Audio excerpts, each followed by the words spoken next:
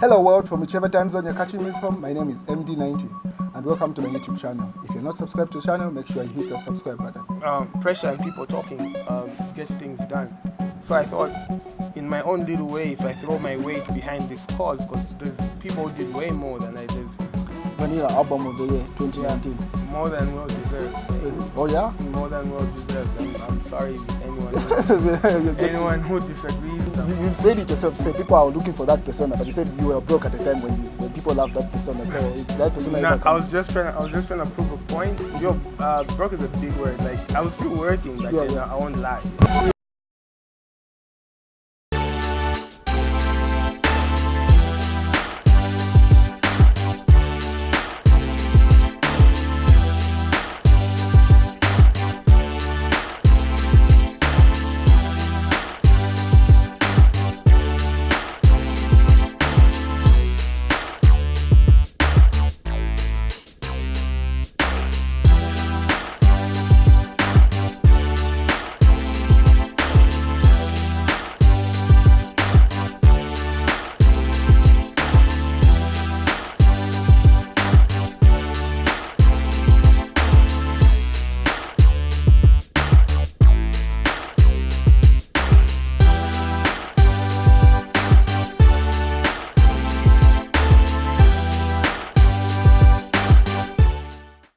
Well, from the title of this video, you already know who I'm hosting.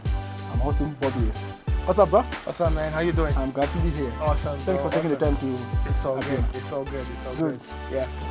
3 years as XYZ CEO. What's the journey been like so far? Yo, it's been fun. It's been fun. I think as much fun as a CEO can have. I get to work with artists. I get to make music, which is my passion. Man, I'm just grateful for everything we've achieved. Yeah. And then in the time span that you've been around, you've achieved a number of things, a number of awards, and you signed a number of artists. Yeah. And then I was checking your Twitter feed recently where someone was trying to check you to say, like, what have you done in your as XYZ CEO? And then you had to put down the... what's the view on that, where people try to downplay your role and what you've done so far? You know, music is not an exact science, eh? So sometimes it's like having a football club. It's like you sign a football player, and obviously when you sign them, you see a lot of potential in them, and you hope that it's gonna work out. Sometimes it doesn't, but I think people get more judgmental when it comes to like a label signing an artist rather than a football club or anything else like that, because the only thing I can do is give you a platform. Yeah. What you decide to do with that platform is up to you. So I think more things have worked out for us than they haven't. So with that regard, I think we're dope. And then amongst the social media platforms, it seems like Twitter is like your go-to platform. Why do you prefer Twitter compared to your other platforms? Like, you're very active on Twitter. I decided a while back to raise my Twitter numbers. They were the lowest of all of my platforms. Yeah. I had very good, still have like a very good Facebook following.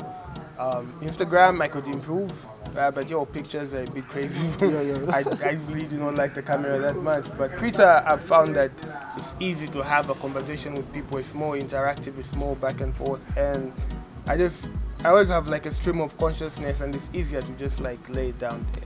And then on Twitter also, you don't shy away from controversies. Among your recent one is where someone was trying to ask you to walk over to them for them to take a picture. Yo, it's crazy. People forget that as much as we build a brand, whatever, you're a person at the end of the day. I wasn't typing that as Bobby East. I was typing that as a human being, as a man. Yeah. You know what I mean? Yeah. And what hit me the most is when a lot of ladies related to that content, because they said, yo, a lot of men like doing this. I'm seated here with, you don't know who I am, and you're sending someone to come and call me. Yes. If you really are interested in talking to me, you could just as easily walk up to me and we have a conversation. True. I think that's very important, and I'm glad that through that tweet I was able to raise awareness about that. But it's not, I don't think it was controversial at all. It's just a lesson in manners. Yeah. How easy is it for you to experiment with other genres? I ask this because recently you are very hesitant putting out the Heaven track that you put out, the all singing joint. Do you find it easy experimenting with? I wasn't hesitant at all. I won't even lie to you. I'm excited when doing such type of records because I've always said this. Whenever I feel like I can't put out music that sounds new and fresh and excites me, that's the day that I'll quit because I'm not doing it for the love. I'm just doing it to produce stuff. Yeah. And at the end of the day, really, as an artist, the thing you worry about the most is your legacy. And I want my legacy to, when people look back, they'll say, yo, he took risks and he put out music like this. And I just can't make music for, not everything is for everyone. When I made that song, I knew I was making it for. It wasn't for my rap fans, but since they seem to like it as well, so that's cool, man. So with the positive feedback that you've got, are we expecting more R&B joints? Yo, I won't even lie. I'm not gonna say that I'm gonna go down this path and I'm just always gonna sing. I've always said this. The thing that I can do for myself is always stay true to who I am and how I feel at that time. Yes. When I was making material, I was in material and I was angry. So the music came out like that. If you hear a song like Heaven, it just means that I'm in a happier place. Yeah, so if I'm angry again tomorrow, then I'll rap. So I don't want someone to say, hey, yo, you said you stopped rapping, you're a singer now. Yes. Nah. The CBU concert, Yeah. you like randomly just offered to say I'm willing to perform for free. What motivated that? Yo, hey, I just really wanted it to open, eh? I wanted to garner as much attention as I could. I just thought that sometimes, pressure and people talking gets things done. So I thought, in my own little way, if I throw my weight behind this cause, because there's people who did way more than I did. There's Pilato who went all out and he was very passionate about it. I just thought, let me come in my own small way and see if I add my weight behind this cause, if it's gonna help. And I'm a man of my word, so I offered to go there and do the show, and I did it for free, just like I said I would. Vanilla Album of the Year 2019. Yeah, more than well deserved. Oh yeah? More than well deserved. I'm sorry with anyone who disagrees. I made that album. It took me 3 years to make. When I was making it, I had a clear thought of what I wanted it to sound like. I wanted to have a vibe. Sometimes I forget and I stop listening to it, and sometimes I'll just pop in the CD in my car and listen to it from front to back, the whole thing, and I'm like, yo, this was really dope. The work here. It was really dope. It wasn't my most lyrical work, I know that, but that wasn't the intention of that album. The album was all about having a vibe and just people trying to. Yo, the world is hard, man. Oh yeah. The world is hard. I just didn't want to depress people or make people upset. I wanted people to be happy, and all the music was vibey and happy, and yo. It's like the more mellow, chilled. Yeah, it's more mellow. It's more melody. It's more the bars aren't as angry or as aggressive. They're just a little bit more witty. And the Daywalker, he's upset all the time. He's angry all the time. And you've said it yourself. Say people are looking for that persona, but you said you were broke at the time when people loved that persona. So is that persona? No, I was just trying to prove a point. Yo, broke is a big word. Like I was still working back then. I won't lie, yo. I don't want to lie to the people and say, yo, I was like broke. I had shows, I had everything, but everybody will agree with me when they say that most of my success came after the Vanilla persona came out, which means that I hate to say this, but it's the truth. Rap fans don't buy music. They're the most vocal. Loud online. Yeah, they're the most vocal. I love them because they're passionate and they believe in the craft and whatever. But if you're going to base your entire catalog on that clientele and making that clientele happy, it's really, really difficult to have a crossover hit and then now you go for a festival. And I always tell this example, I'm like, imagine you go to a festival as a hip hop act and then the other build artists are Afonika, Tishan, like this high energy melody people who got like hits and hits and hits, and then you go there and all you're doing is buzz. It'll really, really look weak. Yeah. So sometimes we compromise for the effect of doing shows and making sure that the shows are entertaining enough. Yeah. Yeah. You express your feelings to say at some point you are offered a deal. Yeah. I will not mention the bank or whatever, and then they put it off the table based on something that happened in the past. Yeah. What are your feelings towards people holding you to something that you paid for? Anyone who doesn't want to get over that's their business. The only reason I said that is so that I wanted them to know that I knew what they did. Yes. But it's not something that I thought about for like 2 more days, and I was like, yo, I'm sad about this and blah blah. At the end of the day, I got my money. Yeah. I'm okay, man. I got some free money, and if they're still hung up on that, that is their problem. I'm good. I don't even respond to questions or anyone who talks about that because it doesn't matter. And then the Sway South African move, people didn't get what was that move all about? What didn't people understand? Like, was that a concert? What did you perform? It was a concert. It was a hip hop festival. What happened genuinely is that Castlelight always does. Castlelight is a hip hop brand. So what they do is that they get not all the countries where they operate, but a few countries, and then they got like one MC from each country to go there and showcase. So yes, there was a performance of some kind. There was a showcasing, and there was a full day dedicated to just hip hop, and there were seminars, and there were people discussing and sharing culture, and it was something really really dope. And people tried, as usual, people tried to twist it into something that I don't know, man. But at the end of the day, I don't do things for the sake of gratification or like to prove anything to anyone. Like, if they don't get it, no, man, dude, I met the man, I met Sway. Yeah. Dope. Dope stuff. Yeah. So, like, when you look at your career, like your next path, are you anticipating any album anytime soon, or you'd rather Vanilla takes its lifespan? I'm gonna do a lot more singles. A lot more singles? A lot more singles. Before the year ends, or? Yeah, before the year ends and going into the next year. It's gonna take me a while to come up with another album. Simply because I don't wanna do.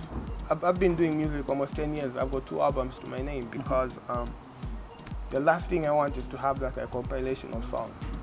You know, when the next album comes, the 3rd one, like I'll have something to say. You have something a lot to say. You know what I mean? On the previous album, you stuck to one producer. Is that the format you're going with further on, or you diversify? And why did you stick to one producer? Man, it's easier, eh? So, but every time I had a dope idea and stuff like that, Stash was always there because we're always together. Yeah. So it was easier for me to work with him. And I would ask, I asked a bunch of producers, send in some beats. Only 1 or 2 sent back any beats at all. So I don't know what was going on there, but I was like, if we can. The thing with Stash is that you can make any type of instrument, or you can go from dance to hip hop to anything you can think of. So at the end of the day, I was like, hey, if we're gonna produce the whole thing, let's just do the whole thing. It's Will Smith and Jazzy Jeff. And how long have you known him, Stash? I've known Stash since he was in high school. I think he was like in the 9th grade or something, and now he's within the same hold, or he's a grown man. He originally came from the Copper Belt. Okay. And then he started doing some production with material. That's where I found him. That was way back. I think maybe 6 years now. Yeah. So you've known him for that long. For that long. And then there's a brother from your clique that they say you had fallen out, but you called him out up on stage at the Oktoberfest. People were wowed by that move. No, me and Jay will always be cool. Me and Jay will always be cool. Sometimes everyone fights, even in families people fight. But it's different when musicians fight because you get to hear about it because we're artists. So sometimes it comes out in the music. But there isn't a single person who's never had a fight or a disagreement to defend themselves. So that was just a disagreement. And we're over it. You're over it. Yeah, very much so. What of B Money? Are you over with the back and forth, the Twitter fight? Are you good with him, or you just? Dude, if you checked out my thread after that, Roberto reached out, like he tweeted both of us, and after that I said, yo, it's cool, I'm over it. And every time I say I'm over something, I really am over something. Yeah, so now, man, that's nothing important. Any thoughts that you'd like to share with people before we head out? In terms of new projects coming out, what they should do from your entire team?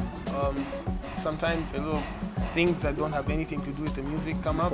Yeah, but man, that's like human nature. So hey, just look out for a lot more music.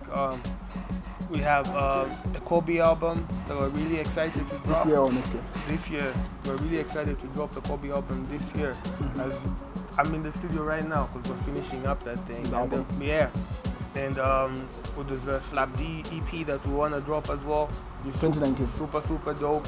Yo, he's the boss. He's gonna decide that on his own. With Kobe, I can say that I know for certain that we're dropping it this year. With Mother Tongue EP, yo, it might be tomorrow, it might be in January. I don't know. Oh, you even dropped the name Mother Tongue EP. Yeah. Dope stuff. Yeah. You heard it here first. Yeah. So I hope the big boss puts it out as soon as possible. Oh, it's already done, or is? I think it's fine tuning it, but it's really dope. It's really dope. And Dave, we've been wanting to put out a Dave album for the longest time. Yeah, and we're glad that we have like a singer in the group, and he's doing the numbers with his latest record. Never Been Easy. It's #1 on a bunch of charts. So that's really good. Of course, we have our affiliates as well, and as long as the school fees EP that's gonna drop, we're really excited about that. So yeah, and besides all of that, I'm still have my ground to the ear, looking for an act that we can sign. Oh, you're still signing? I haven't signed anyone in a really long time. What? I would love to sign a female act. People think that nah, this guy's going to stop. I would love to sign a female act. We just haven't found someone who was dope enough and wasn't like affiliated to like another label. Yeah. So you're looking in terms of R&B or hip hop? It doesn't matter. They just need to be dope. They need to be dope. If they can do both, I'd be happy. Okay. Yeah. All right. Thanks for your time, bro. Thank you, man. Thanks a lot. Good. Thanks for having me. Cheers. If you're not subscribed to the channel, hit the subscribe button and share this video with anyone and like that button. See you in the next video.